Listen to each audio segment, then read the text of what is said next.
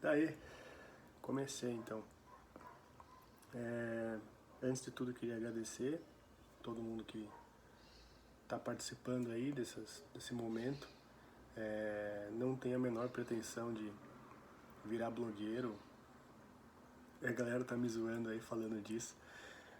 Mas não sei, acho que a iniciativa, para quem não pegou do começo, foi basicamente compartilhar alguma coisa com vocês e tentar entender o que eu poderia contribuir, ajudar, sei lá, agregar, somar na vida da gente nesse momento de pandemia e, sei lá, nem gosto de chamar momento de pandemia, nessa fase. Vamos lá então, ser prático, direto aqui. Antes de tudo, eu queria só me posicionar aqui, tá? Eu não sou padre, eu não cheguei a ser ordenado, eu não sou frei, eu não cheguei a professar meus votos religiosos nem votos perpétuos. Eu sou apenas alguém que passou mais tempo refletindo isso, ou lendo, estudando isso, do que talvez a média das pessoas, tá? Eu não sou teólogo, não sou formado em teologia, eu não sou formado em filosofia. De novo, eu sou só um curioso, tá? Eu também não sou nenhuma autoridade eclesiástica. Eu não estou aqui falando em nome da CNBB, em nome da Arquidiocese X. Não, sou um leigo. Represento a igreja quanto leigo? Sim, batizado, tenho minhas responsabilidades como leigo, mas não estou aqui fazendo um pronunciamento de dogma de fé, tá? É uma opinião de alguém que eu vi esse termo esses dias, opinião ou experiência prática de trincheira. Então é alguém que se enfiou na trincheira na guerra aí e aprendeu alguma coisa. Então essa é a minha intenção, né?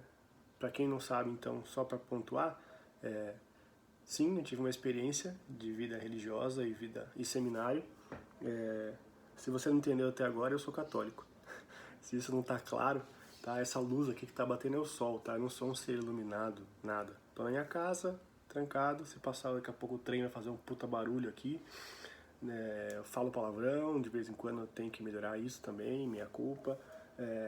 O meu objetivo aqui então é tentar dar um significado para isso que passou em minha vida. E na verdade, acho que eu fui para a toca e acabei depois indo para o seminário justamente para tentar dar sentido para minha vida, dar sentido para minha existência.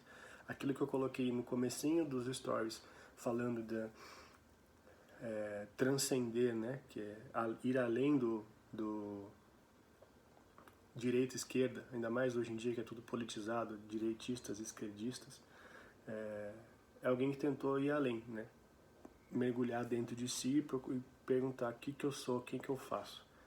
Então, eu sou católico, tudo que eu falar aqui vai ter um viés católico. Desculpa se em algum momento eu vou falar alguma coisa que não vai de acordo com o que você acredita, ou a fé que você professa, ou se você é evangélico, se você é budista, se você é do espiritismo, da Umbanda, eu não sei, tá?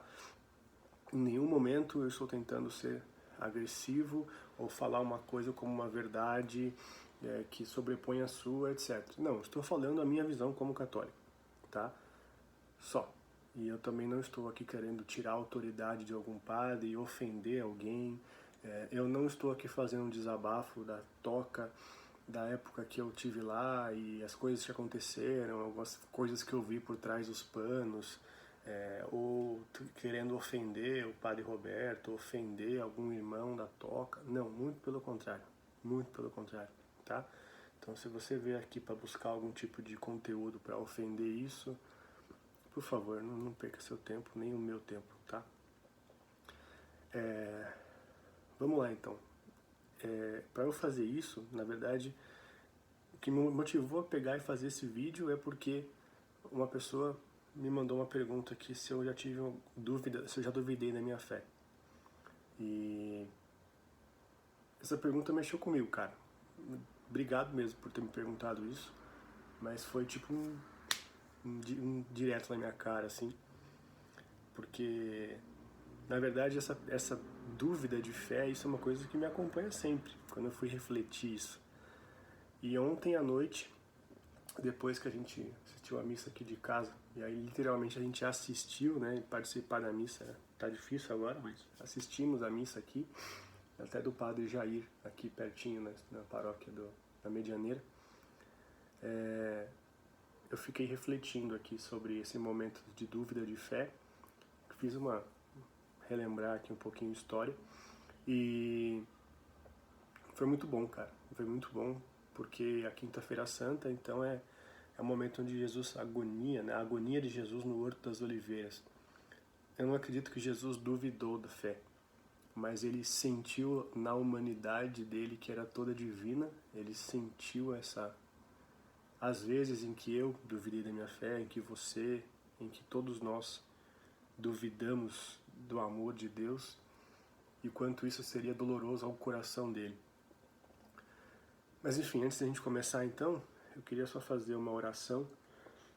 Se você não quer rezar, adianta aí alguns minutinhos. Mas, de novo, eu sou católico. Eu acho que já professei a minha fé publicamente várias vezes. Essa está sendo só mais uma vez. Eu rezo todos os dias. Eu sou uma pessoa de oração e preciso ser cada vez mais. Estou muito aquém do que eu poderia ser. Mas eu acho que para fazer isso direito eu preciso rezar. Tá? Então, se você quiser rezar comigo, vamos lá. Pai, do Filho e do Espírito Santo. Amém. Vinde, Espírito Santo, enchei os corações dos vossos fiéis e acendei neles o fogo do vosso amor. Enviai o vosso Espírito e tudo será criado e renovareis a face da terra. Cristo, Senhor nosso. Amém. Ave Maria, cheia de graça, o Senhor é convosco. Bendita sois vós entre as mulheres e bendito é o fruto do vosso ventre, Jesus.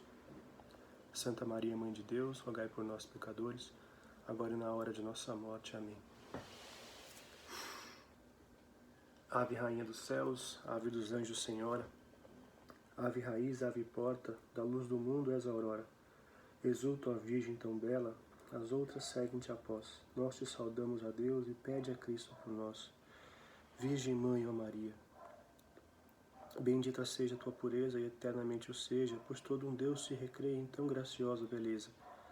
A ti, celestial princesa, Virgem Sagrada Maria, ofereço neste dia alma, vida e coração, não nos deixei, minha mãe.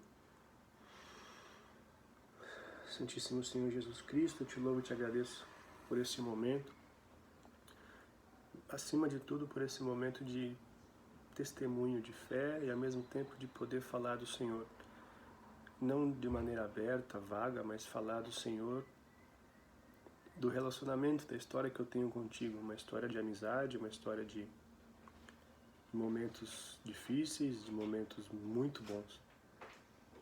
Muito obrigado por estar aqui, tendo essa oportunidade. Eu te peço o teu Espírito Santo, o auxílio dos teus santos anjos, a Santíssima Virgem, Nossa Senhora, nossa Mãe, Rainha, que ela me acompanhe e me ajude a bem explicar esses momentos e que eu possa ser instrumento de Deus, ser um instrumento de paz na vida de alguém que possa ouvir esse vídeo, escutar esse vídeo. São Francisco, rogai por nós. São Pio, rogai por nós. Papa João Paulo II, rogai por nós. Padre Léo, rogai por nós. Nossa Senhora das Dores, rogai por nós. Amém. Que em vós comece e para vós termine tudo o que fizermos, Senhor. Pai, do Filho e do Espírito Santo. Amém. Estou aqui, o celular está apoiado no meu computador. Eu anotei alguns pontos aqui que vai me ajudar a guiar um pouco mais o que eu estou falando, tá? Então vamos lá. Será que eu já duvidei da minha fé ou não? Já foi quase 10 minutos do vídeo, meu Deus. Vai ficar longo, gente, então acho que... Vamos lá, vamos com calma. Eu sou de uma família católica, nasci num seio católico, fui batizado bem novinho, tá? Fui batizado 1 ano de idade, nem isso.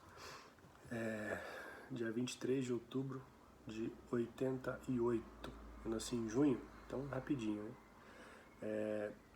Eu cresci nessa família católica, nada muito praticante, assim, na verdade. A gente sempre teve uma fé muito né, clara, católica, indo na missa, mas até a minha adolescência, acho que meus pais também não foram muito ativos, assim, de uma maneira que me surpreendeu.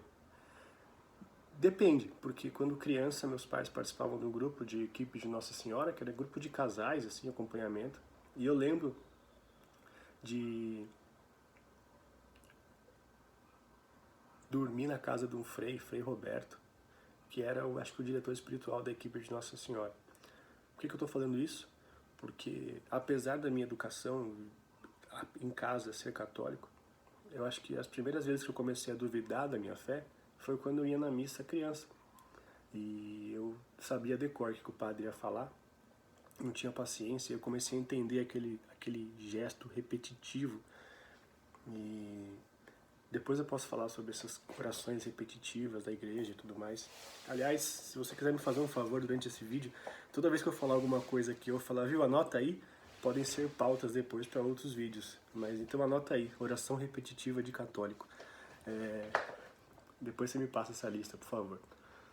Então, assim, acho que a primeira vez que eu duvidei da minha fé foi quando criança eu decorava a missa, sabe? Uma visão rasa, olhava como um preceito só. E eu falava, isso aqui não quer dizer nada. E eu, quantas vezes eu fui pra missa? Eu lembro de quando criança, na minha cabeça eu tava assim, domingo dava tipo 5 horas da tarde. Só que eu sabia que para sair da igreja, de casa para ir pra missa, a missa é às 6. A gente tinha que sair no máximo 5h40, 5h30. E aí eu começava a enrolar, ligava a televisão, colocava num programa legal, não ia tomar banho, pra não ir na missa. Que era chato pra caramba. E eu acho que eu duvidei ali, quando criança. E aí eu me pergunto, será que eu tive fé nessa época? Será que eu tinha fé? Antes de tudo, então, acho que eu preciso pontuar uma coisa, assim. A fé, ela não é uma coisa que você fala assim, eu tenho fé, nasci com fé. Não. A igreja ensina que nós recebemos o dom da fé como uma graça sobrenatural no nosso batismo. Então, a fé não é uma coisa que você compra na esquina, você abre um livro, lê e agora eu tenho fé. Eu tenho... A palavra fé, ela é muito rasa. Se você simplesmente falar, eu tenho fé que você vai conseguir, eu tenho fé que você vai alcançar alguma coisa. Mentira. A fé é um dom sobrenatural. A fé é um dom que Deus deu ao ser humano enquanto capacidade de transcender, de ir até Ele. Mas na verdade não é que nós vamos a Deus. Aí é o mistério justamente do cristianismo, né? É a revelação divina. É Deus que se revelou até nós e nós então conseguimos acessá-lo enquanto limitação da nossa criatura. Então, se eu tenho fé é porque um dia Ele veio até mim e me deu esse caminho de volta. Por isso que a importância da encarnação do Verbo, né? O Deus que se fez carne, o Natal, né, que a gente celebra no cristianismo, é o que? É a encarnação do Verbo, é o Altíssimo, o Absoluto, o que ninguém nunca conseguiu conceber, aquele que era, né, o Pai, o Criador, desce e se encarna, ele vira carne, ele vira gente, né, no seio da Virgem, a Virgem Maria. E, mas depois pode falar sobre Nossa Senhora, anota aí Nossa Senhora. Então, a fé é um dom sobrenatural. Ele nos amou por primeiro. Ele quis vir até nós, né? Ninguém me chama Senhor, ou ninguém fala, como diz a Escritura, né? Ninguém fala Senhor, Senhor, se eu não fui até Ele e o inspirei a isso, né? Jesus fala isso na Sagrada Escritura. Então, é o Espírito Santo quem venha dentro de mim e me dá a graça de olhar para a cruz, de olhar para uma situação e falar, meu Deus. Então, essa é o fundamento do que é a fé. Então, não olhe a fé como uma atitude que você é uma virtude que você exerce, pratica simplesmente. É um dom sobrenatural. Essa é o que eu acredito. Essa é a minha fé. De novo, eu sou católico. É assim que eu aprendi, tá? Então, como criança, será que eu tinha fé? Eu recebi isso dos meus pais. E eu lembro que em alguns momentos, e aí então que eu comecei a negá-la, assim, e realmente duvidei. Então, nessas épocas de ir na missa e não entender nada, né? Quando minha família tentava rezar o texto, eu dormia no meio do texto quando criança. Mas uma coisa que me marcou, por exemplo, na primeira comunhão, eu não fiz a primeira comunhão forçado. A crisma eu fiz forçado. Mas a primeira comunhão eu fiz forçado, não fiz. E eu lembro que eu tive que me confessar, eu não sabia o que estava acontecendo ali, eu falei meia dúzia de coisas, briguei com meu irmão, sei lá, fui grosso com minha mãe. E isso não sei se foi uma confissão sincera, mas com certeza como criança é o mais profundo que eu conseguia na época. E acho que essa é uma das belezas, assim, depois anota aí, vai, comunhão, confissão. Então, na comunhão me marcou muito mais o sabor da Eucaristia, porque quando a gente é católico, a gente vai na igreja, a gente tem muita curiosidade, né, quando criança, de qual que é o gosto, né? Tem aquelas paróquias que fica dando pãozinho, puta merda, aí lá vem um palavrão. Isso aí não faz o menor sentido, tipo, o mistério do sabor da Eucaristia, o sabor do vinho, eles nos complementam, assim, então eles ajudam a fundamentar aquilo que a gente acredita, apesar de não enxergar. Então ficar distribuindo hóstia, isso aí não, pra mim não faz sentido, porque o sabor da hóstia um dia mexeu comigo. E o sabor do corpo e o sangue de Cristo, né, da hóstia e do vinho consagrado, muitas vezes sustentaram as vezes que eu tinha dúvida da minha fé. Mas vamos lá. Na crisma, eu fiz forçado. Depois a gente pode falar sobre a crisma. Anota aí, crisma. Mas eu fiz a crisma porque eu tinha que fazer. Tava na época, era adolescente, estava no ensino médio. Eu lembro de fazer com um grande amigo meu. Não vou tentar não trabalhar com nomes aqui para não expor ninguém, tá? E eu fui expulso da sala da crisma. Eu roubava fita crepe lá da professora, tadinha.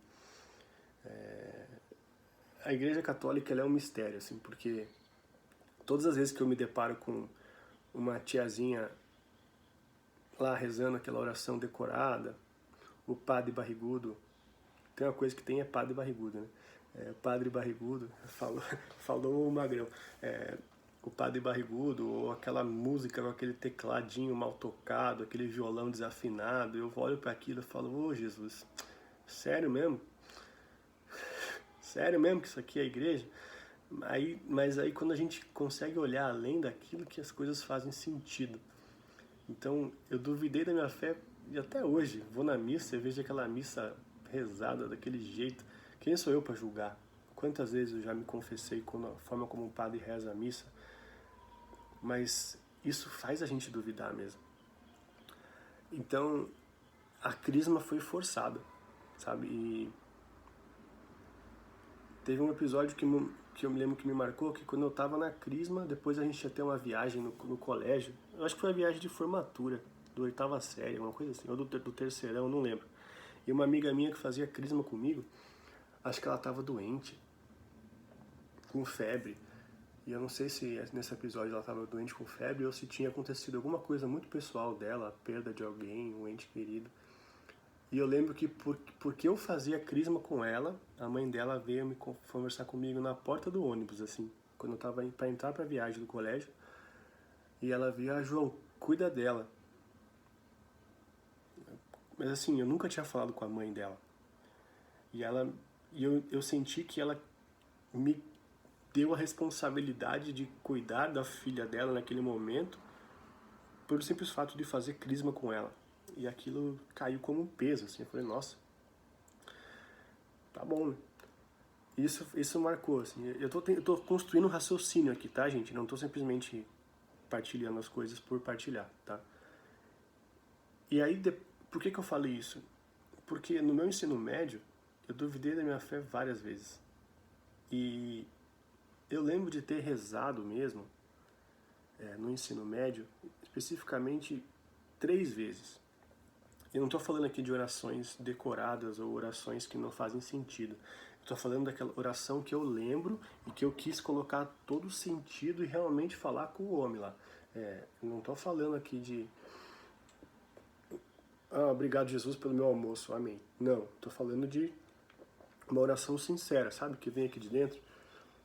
No Brasil, eu lembro de 2 vezes que foram... Sério, eu falo no Brasil porque depois tem um episódio nos Estados Unidos. Mas uma vez eu lembro meu pai, acho que ele tinha ficado desempregado.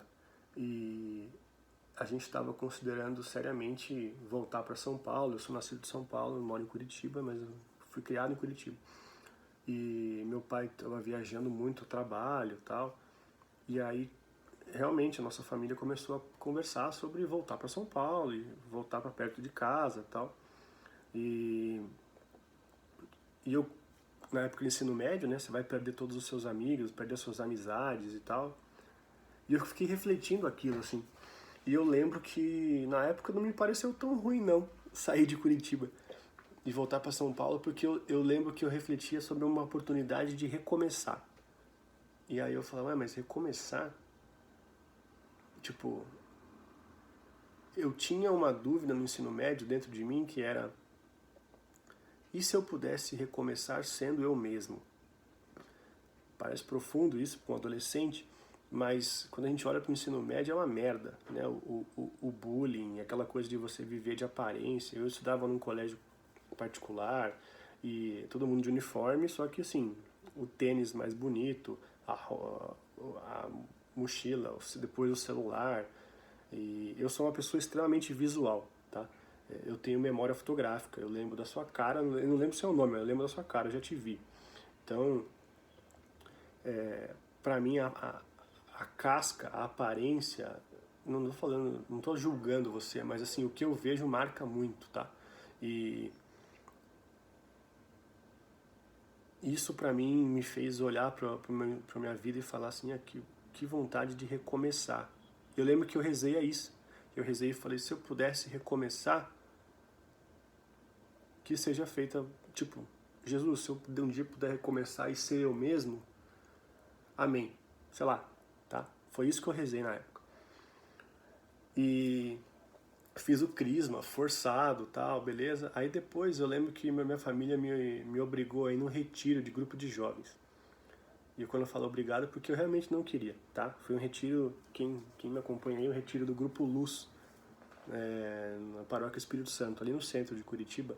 Sabe quando você está ali no centro cívico, tem aquela igreja com uma cúpula redonda ali, para quem vem lá do Museu do Olho e vai para as Mercês.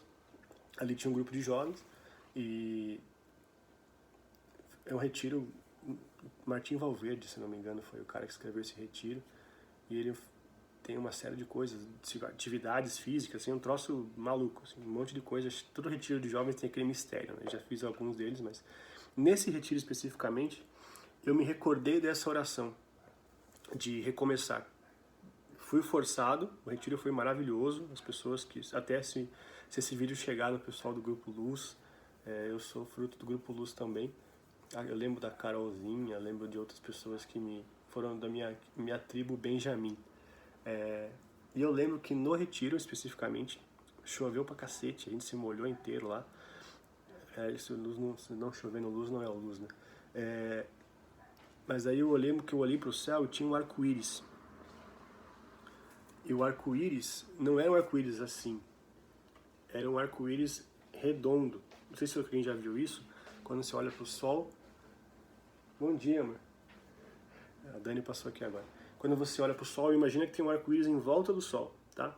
E eu lembrei porque um dia a Arca de Noé,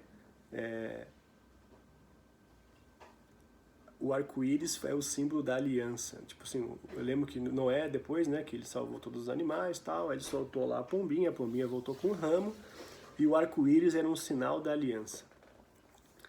E eu não sei porque eu gravei isso quando criança, quando adolescente. E aí,